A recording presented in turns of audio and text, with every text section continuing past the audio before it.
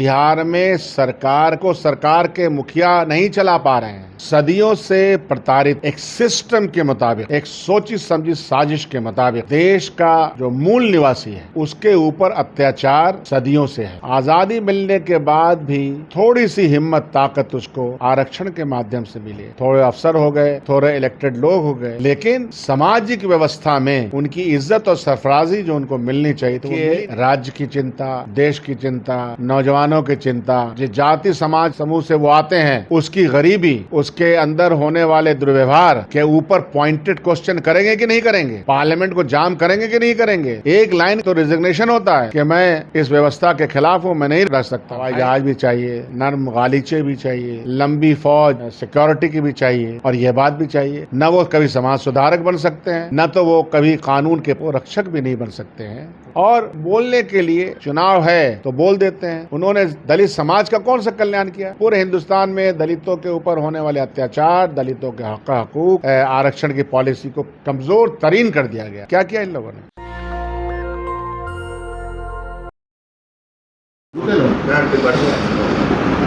National Dastak में आपका स्वागत है और मैं हूं आपके साथ अमन। बिहार में 2 महीना बाद चुनाव है। चुनाव से पहले लगातार लॉ एंड ऑर्डर पे सवाल खड़ा हो रहे हैं। लगातार 24 घंटे में 2 बच्ची के साथ दुष्कर्म हुआ। एक बीएमपी बहाली में शामिल होने के लिए गया में एक दलित समाज की बच्ची जा रही थी, उसके साथ एम्बुलेंस में ही दुष्कर्म हो गया। हमारे साथ बात करने के लिए कांग्रेस के विधायक दल के नेता शकील अहमद खान सर मौजूद है। सर, कैसे देख रहे हैं? बिहार में बीजेपी एक तरफ कहती है सबका साथ सबका विकास, नीतीश कुमार कहते हैं सुशासन की सरकार, फिर भी बिहार में दलित सुरक्षित नहीं है। एक ज़माने में नारा था ये दुर्व्यवहार अलायंस का, नेशनल दुर्व्यवहार अलायंस का, कि बिहार में बाहर है, तो नारा लगा लीजिए। अब क्या है बिहार में? बिहार में लॉलेसनेस की प्रकाष्ठा है। सरकार और सरकारी तंत्रों के द्वारा कोई सिविक ऑर्डर लाने का प्रयास ही नहीं है। बिहार में सरकार को सरकार के मुखिया नहीं चला पा रहे हैं। सरकार के मुखिया के चारों तरफ इर्द गिर्द में रिटायर्ड और जिसको बोलते हैं कि एक कमज़ोर मानसिकता के लोग चला रहे हैं। जहाँ घूस का बोलबाला हो, जहाँ पैरवी पट्टा करके अफसरान का तबादला हो, और जहाँ हर मामले में आप एस्टिमेट घोटाला हो, ऐसी जगह तो कोई सिविल सोसाइटी और सिविक सेंस तो होगा नहीं। इतनी अफसोसनाक घटना हर रोज़ घटती है, और सेंसिटिविटी कितनी लो लेवल पे चली गई है कि इसके खिलाफ बातचीत नहीं होती। तो धन्य है मीडिया के लोग, आप लोग नेशनल दस्तक वाले और तमाम मीडिया के हमारे मित्र, कि कम से कम इस विषय को चर्चा में तो लाते हैं। पुलिसिया कार्रवाई या धरपकड़ या इंसाफ फास्ट ट्रैक के साथ आ जाए, वो दिखता नहीं है। इसलिए कि एकदम एक तरह का बिखराव है। मुझे अफसोस होता है, बहुत अफसोस होता है। सिर्फ इसलिए नहीं कि मैं कांग्रेस पार्टी का हूँ, बल्कि एक बिहारी होने के नाते ही अफसोस होता है कि हम कहाँ जा रहे हैं। हम एक दूसरे का सम्मान नहीं कर पा रहे हैं। ये तो घटना है। इस घटने के अलावा आप देखिए कि असम्मान की भावना कितनी है, सांप्रदायिक तनाव कितना है, वहशत का माहौल कितना है, गुस्सा का माहौल कितना है। और जब ये माहौल रहेगा तो कोई किसी को पूछेगा? प्रशासन को लगता ही नहीं कि क्या हो रहा है, क्लूलेस हो गई है प्रशासन। तो ये दिक्कत हो रही है मेरे भाई। जल्द से जल्द फास्ट ट्रायल चला करके जिन्होंने कुकर्म किया है उनको सज़ा मिलनी चाहिए। अगर पिछले 15 दिन की बात कर लें तो 71 हत्या हुई हैं, ज़्यादातर दलित समाज की। नालंदा हो, गया हो और भी मुजफ्फरपुर हो, तमाम जिलों में सबसे ज़्यादा दलितों समाज पे अत्याचार हो रहा है। सदियों से प्रताड़ित एक सिस्टम के मुताबिक, एक सोची समझी साजिश के मुताबिक देश का जो मूल निवासी है उसके ऊपर अत्याचार सदियों से है। आज़ादी मिलने के बाद भी थोड़ी सी हिम्मत ताकत उसको आरक्षण के माध्यम से मिली। थोड़े अफसर हो गए, थोड़े इलेक्टेड लोग हो गए, लेकिन सामाजिक व्यवस्था में उनकी इज्जत और सरफराजी जो उनको मिलनी चाहिए तो वो मिली नहीं।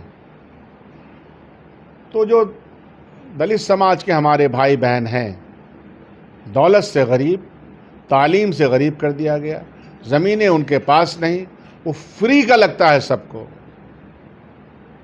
मानसिकता ऐसी विकृत हो गई है और अत्याचार होगा और ये क्या कर पाएगा।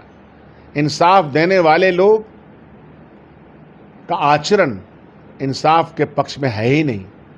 मैं जानता हूँ, मैं देखता हूँ, जो हमारी सामाजिक व्यवस्था है, जो हमारी आर्थिक व्यवस्था बनी है, या जिन लोगों के पास आर्थिक पूंजी बहुत रही है, उनका व्यवहार मैंने देखा है गांव में दलितों के प्रति। बस्तियां उधर से नहीं आए जहां से हवा चलती हो। तो जब दलितों का सवाल आता है तो मेरी रूह कांप जाती है जी।